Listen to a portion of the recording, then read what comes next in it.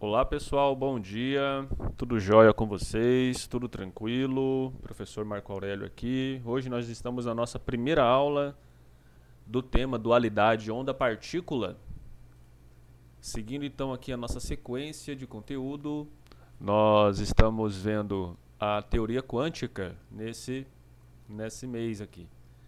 Vimos a radiação do corpo negro, vimos o início ali da teoria quântica e agora nós veremos dualidade onda-partícula para a radiação. Então esse aqui é o nosso calendário.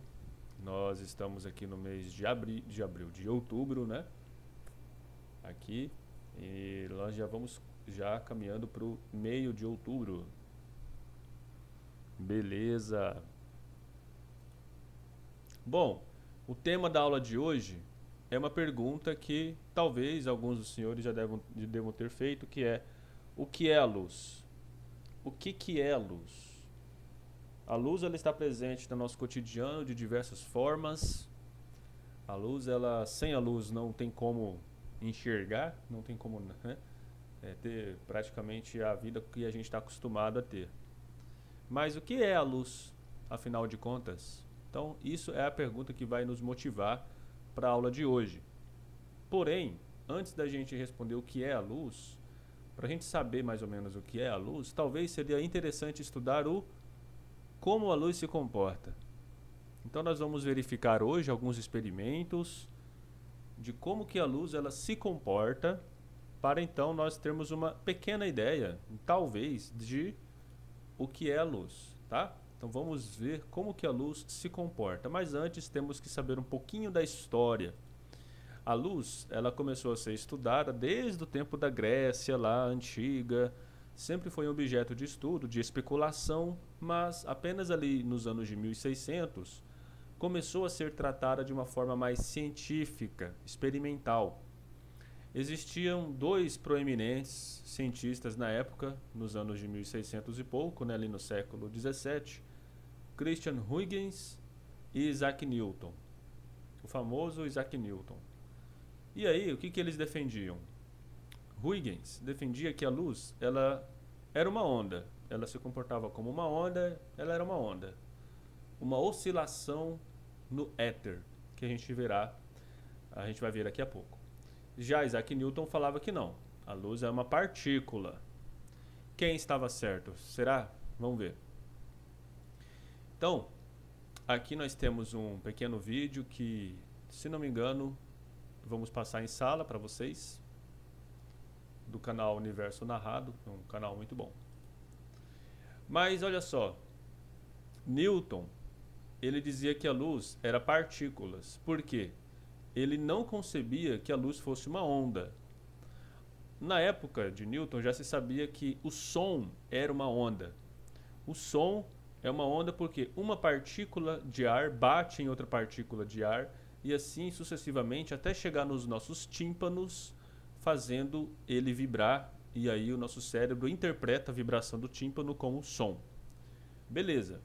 Tanto é que no vácuo não tem como haver som, pois não vai existir o quê? Partículas batendo uma nas outras, né? Porque não tem partículas, é a ausência total de matéria. Então o som é uma onda, depende do meio para se propagar.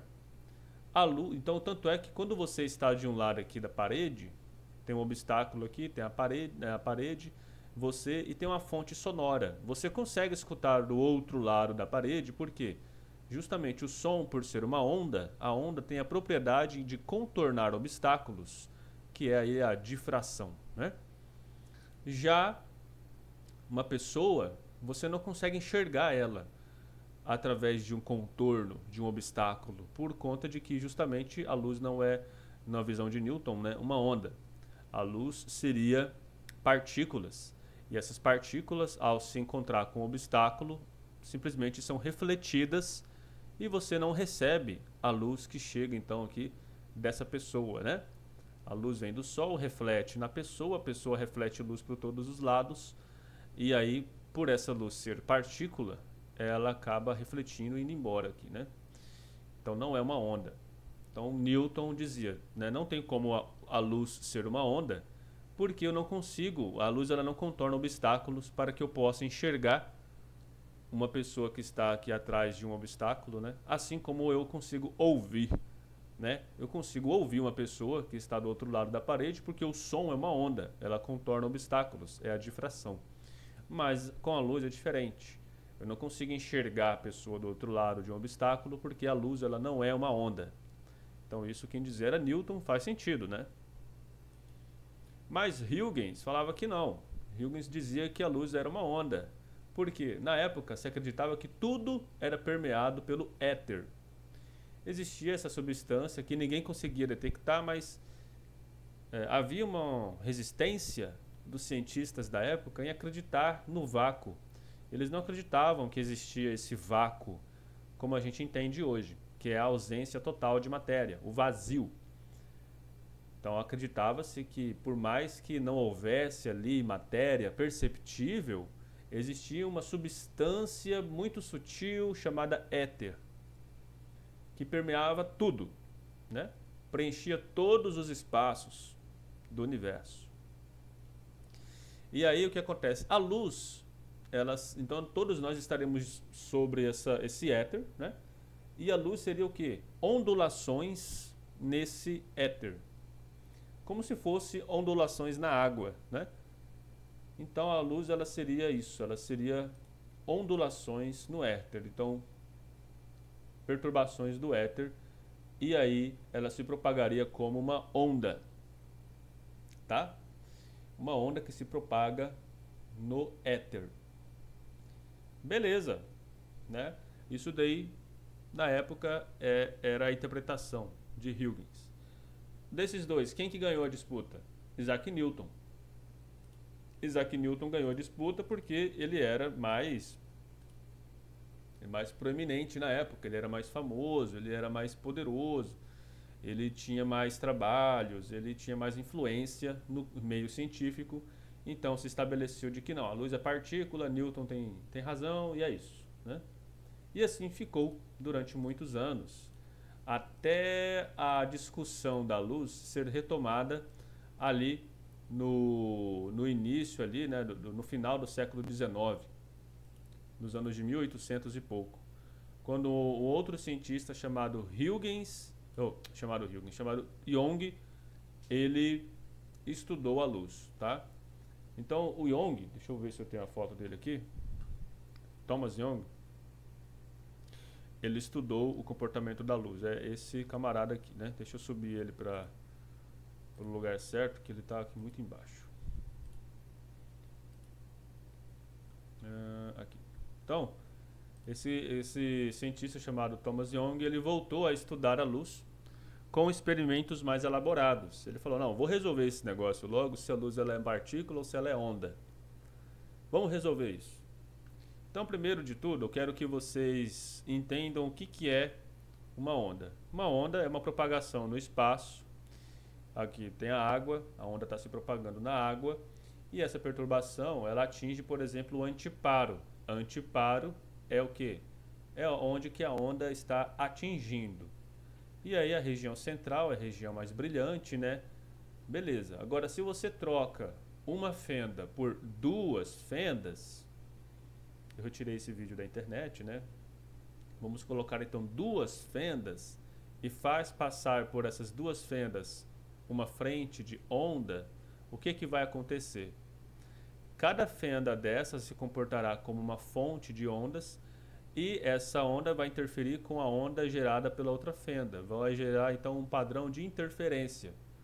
Regiões que vão receber picos de onda, regiões que vão receber vales, que vão receber que vão receber interferências destrutivas, né? Então veja, você pode ter um encontro de, deixa eu trocar aqui, adiantar um pouquinho. Vamos, olha só, uma onda chega, aí ó, veja, essas ondas são provocadas por cada uma das fendas, e aí quando uma frente de onda se choca com a outra, geram regiões de pico, né? Então uma crista se juntando com outra crista vai gerar uma onda de maior crista ainda. Então está aqui, né? Essas regiões brilhantes, elas estão sinalizando para o encontro de uma onda com outra, tá? E aí vai atingir o antiparo e você pode perceber o padrão de franjas, né? Onde chegam esses picos maiores, tá? E aqui nessas regiões escuras é onde não chega pico nenhum. Então, se você observar um padrão de interferência de franjas, igual observado aqui, é um padrão de ondas sofrendo interferência. Então, isso daí já era sabido na época, beleza. Então, vai ser fácil. Vamos fazer passar, então, o mesmo experimento agora com a luz. Nós vimos ali com a água e agora vamos fazer com a luz. Vamos passar a luz em uma fenda, vamos passar a luz em duas fendas e observar, então, qual que vai ser o padrão aqui, ó, de observação. E aí se observou, pessoal, esse padrão aqui, que é o mesmo padrão de ondas que nós vimos lá com a água, não é verdade? O que que isso sugere? Sugere que a luz, ela se comporta, nesse caso, das duas fendas como onda. E aí nas regiões brilhantes, são as regiões em que uma crista se interfere com a outra crista da outra onda.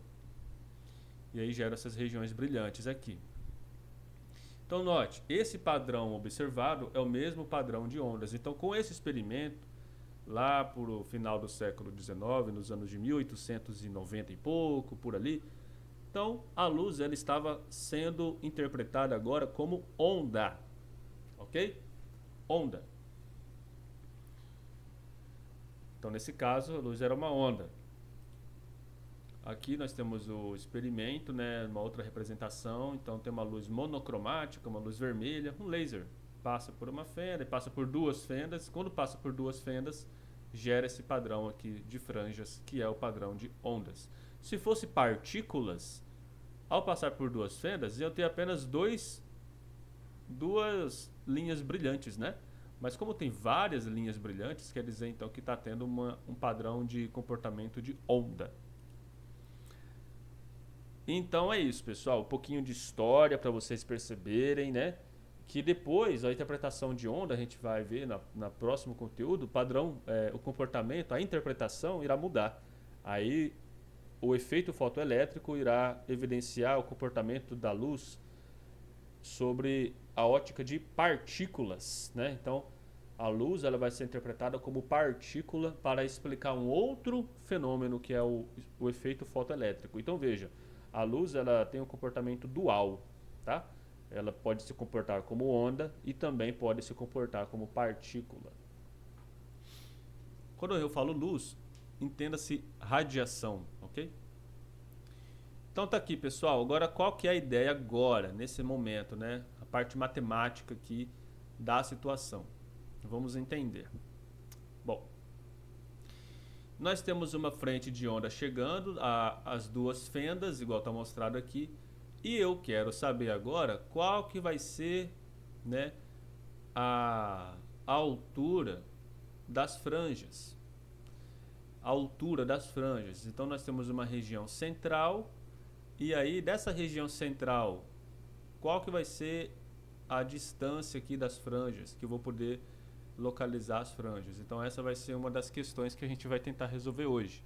Porque no final nós vamos tentar responder essa pergunta aqui, ó. Deixa eu avançar um pouquinho só para mostrar a pergunta. Essa aqui, ó. Em um experimento com uma lâmpada de luz de uma cor só, né, monocromática, é observada uma distância entre duas franjas de 4,5 milímetros. Aí ele dá a distância das fendas, ele dá a distância até a tela, das fendas até o antiparo, né? Aí ele quer saber qual que é o comprimento de onda utilizado, ou seja, qual que é a cor da luz. Então existe uma relação entre a cor da luz e a distância entre as franjas. Olha que interessante.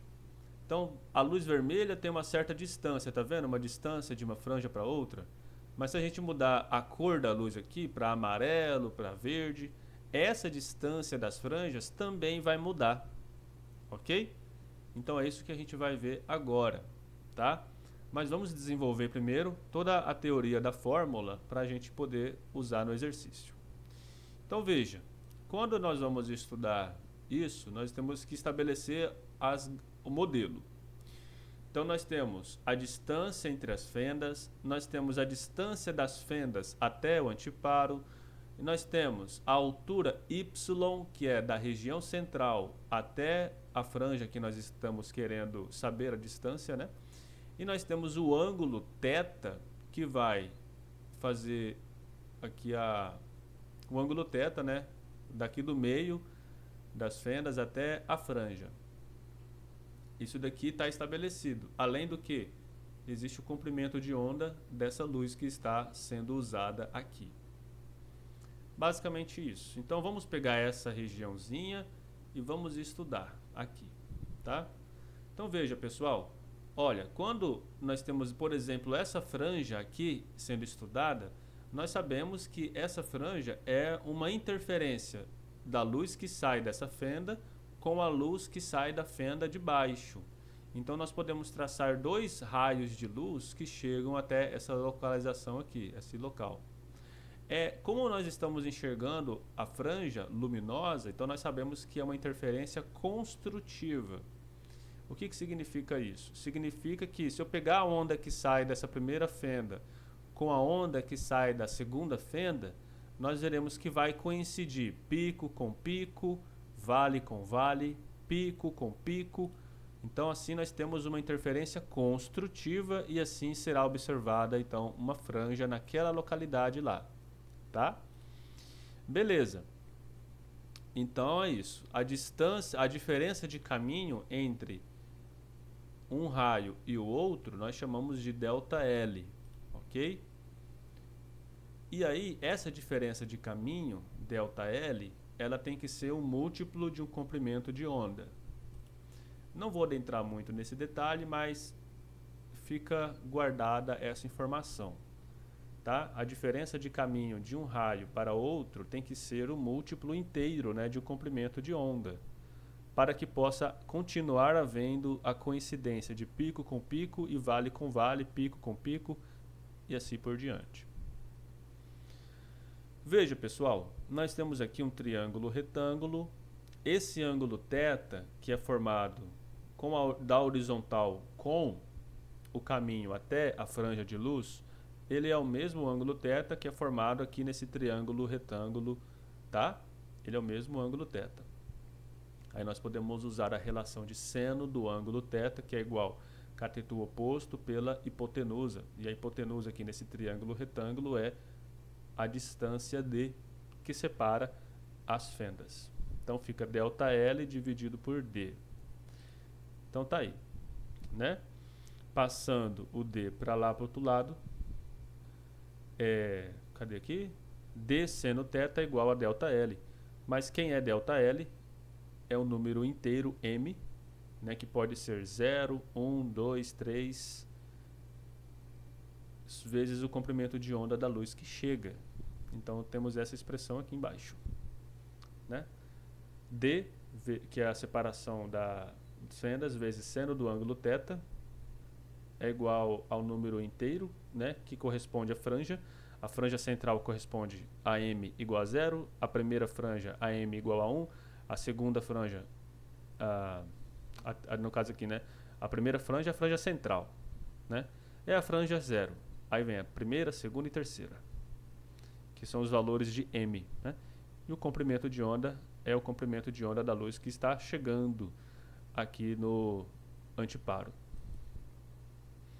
Beleza, tá? Agora, para a gente saber qual que é, por exemplo, o tamanho Y dessa franja, da distância da região central até a franja, nós temos que usar a tangente de θ. Qual que é a tangente de θ? Cateto oposto pelo cateto adjacente, ou seja, Y dividido por D, ok? Nesse triângulo retângulo aqui. Y dividido por D. Então, passando D para o outro lado, então fica Y é igual D vezes tangente de θ. O que acontece? Que esse θ ele é pequeno, ele é muito pequenininho, porque essas franjas elas estão muito próximas. Então, o θ medido vai ser pequeno. E aí, quando o θ é pequeno, nós podemos aproximar a tangente do seno. É a mesma coisa, tá? Se você fizer na calculadora seno de 0,01, vai ser igual a tangente de 0,01. Beleza? Isso daqui vale para θ menor do que 10 graus, tá? E você pode até conferir isso. Deixa eu ver se eu tenho a calculadora aqui para mostrar. Vamos ver se a... Acho que não vai ter, né? Eu acho que não vai ter. HP.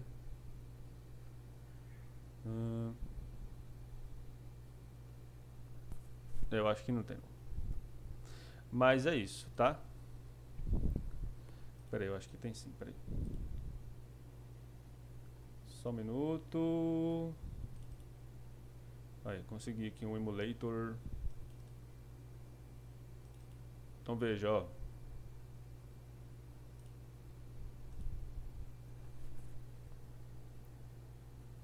Aqui. Então se você tem, vamos lá, seno de 3 graus, vai dar quanto? Vai dar 0,052, 3. Agora vamos pegar a tangente de 3 graus. Cadê a tangente de 3 graus? 0,0524. Então assim, veja que o seno e a tangente para ângulos pequenos é quase a mesma coisa, né? Então, quando o ângulo é pequeno, tangente é igual a seno. Podemos fazer essa aproximação. Então, d tangente θ fica d seno θ. E quem é o seno θ lá da nossa equação anterior? Seno θ é igual a ΔL dividido por d, não é mesmo? Seno θ é igual a ΔL aqui, né? Dividido por d.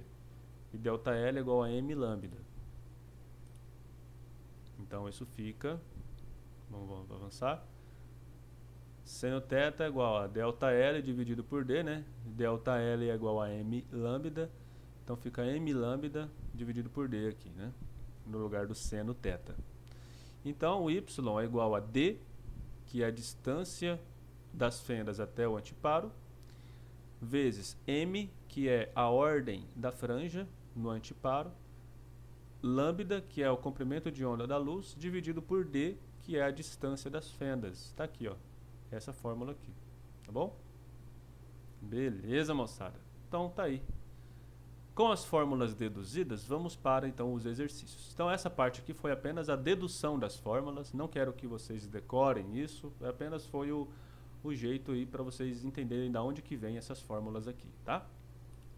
Mas vamos agora aplicar para não ficar tão teórico. Deixa eu colocar aqui minha caneta. E aí nós já acabamos a nossa aula hoje.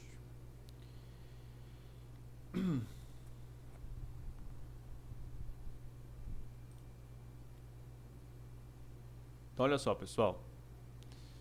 Vamos pegar aqui. Deixa eu ver se aqui tá certo. Não, tá muito...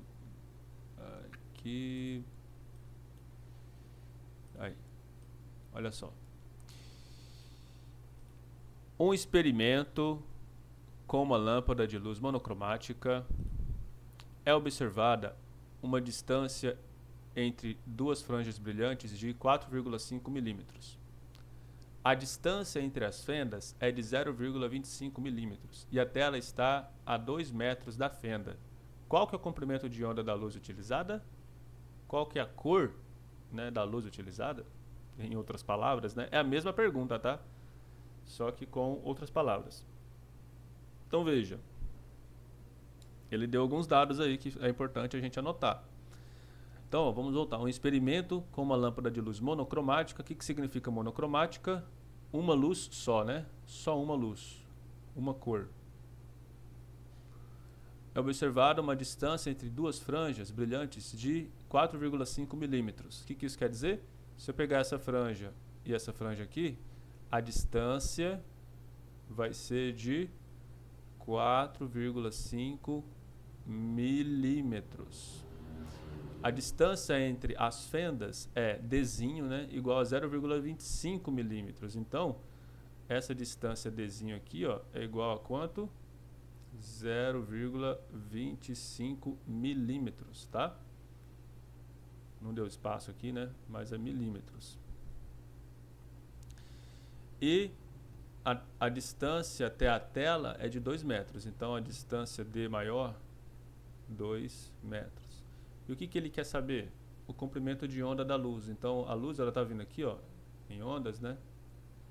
E está atingindo lá também em ondas, né? Então, ele quer saber qual que é o quê? O comprimento de onda aqui, ó. Qual que é esse comprimento de onda? É o que ele quer saber, o lambda, tá? Então ele quer saber o lambda. Vamos usar qual fórmula, pessoal? Essa aqui, ok? Essa daí. Então, primeiramente, ele fala que a distância entre duas franjas é de 4,5 milímetros. Supondo, a gente pode supor, ele não falou qual que são as ordens das franjas, mas vamos supor que seja M igual a 3 e M igual a 2. Né? Ou seja, nós pegamos aqui a terceira e a segunda franja. Poderia ser a segunda ou a primeira? Poderia, desde que sejam duas franjas consecutivas. Então vamos lá. A distância de y3 menos y2 é igual a 4,5 milímetros, né? Se eu pegar a distância daqui, ó, de y3 e y2, que é esse até aqui, né? y2, se eu subtrair, vai sobrar esse pedacinho aqui, né? Que é justamente 4,5 milímetros, tá? Beleza. Então vamos usar a expressão aqui para o y3, né? D vezes o m, que vale 3, vezes o comprimento de onda, dividido por Dzinho, menos D, né? Vezes 2, vezes o comprimento de onda, dividido por Dzinho, é igual a 4,5 milímetros. 3, aqui ó, nós temos a mesma expressão, dividido, né? Então, dividido não, menos, né? Então, 3 vezes essa expressão menos 2 vezes essa expressão, vai ficar só 1, né? 3, né? Menos 2 vai dar 1. Então, vai ficar D lambda dividido por Dzinho é igual a 4,5 milímetros. Tá? Então, nós temos aqui, né, uma diferença. 3 vezes toda essa expressão menos 2 vezes toda essa expressão vai dar essa daqui. Vamos isolar agora o comprimento de onda. Então, o comprimento de onda vai ser igual o Dzinho que está dividindo passa multiplicando. Então, Dzinho vezes 4,5 milímetros. E o Dzão que está multiplicando desce dividindo. Tá aí. Logo, o comprimento de onda vai ser quem? Dzinho, que é 0,25 milímetros, vezes 4,5 milímetros, dividido por 2 metros, né? Por 2 metros. Então, o comprimento de onda vai ser igual a... Vamos pegar a calculadora, né? Calculadora. Então, vamos lá. 0,25 milímetros, né? Então, esse mili aqui é 10 a menos 6. Vezes 10 elevado a menos 6. Vezes 4,5 vezes 10 elevado a menos 6. Dividido por 2. Ó, vai dar aí, ó, 5,62 vezes 10 a menos 12 metros. Ou, se você diminuir aqui, ó, vai ficar 562, né? Deixa eu ver aqui a resposta. Isso. Então vou aumentar. Cadê? Aqui, ó, né? E você pode pegar o seguinte, ó. Aqui 5,62 vezes 10 a menos 12 metros. Beleza. Pode deixar a resposta assim, né? Ah, não, pessoal, minto. Eu fiz errado aqui, ó. Não é mili, aqui é mili, né? Não é micro, é mili. Então no lugar do mili aqui é 10 a menos 3. Mili aqui é 10 a menos 3. Eu coloquei 10 a menos 6. Deixa eu corrigir lá, peraí. Deixa eu tirar aqui esse 6 aqui. 3. Aqui é 4, não é vírgula 5, né? A calculadora não colocou a vírgula. Aí. Agora sim. Olha lá, né? Deixa eu apagar isso aqui.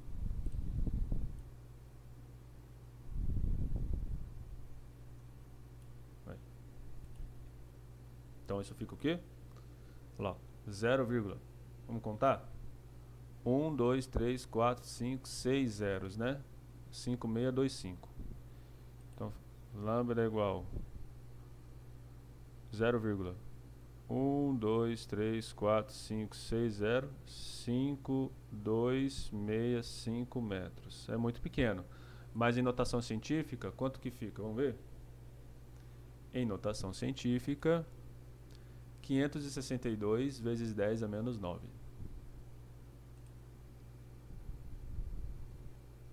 562 vezes 10 a menos 9 metros. Esse 10 a menos 9 tem um nome, é o nano. 562 nanômetros. Está aí. É o nosso comprimento de onda, é o tamanho do comprimento de onda. Esse comprimento de onda corresponde aproximadamente à cor amarelo, verde amarelado, né? É um verde amarelado. Verde, né? Amarelado. Né? Se a gente for colocar no Google, comprimento de onda da luz, né? 562 nanômetros, vamos ver? O que a gente vai ter? Copiaram, deram um print, vou apagar.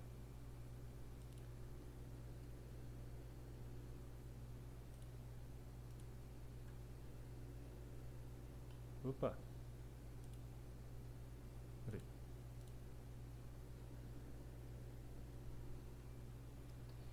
562.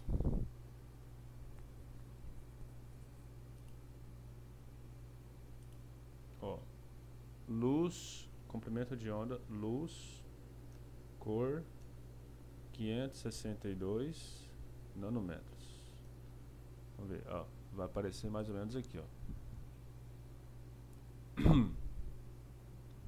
Cadê? Vamos copiar isso aqui.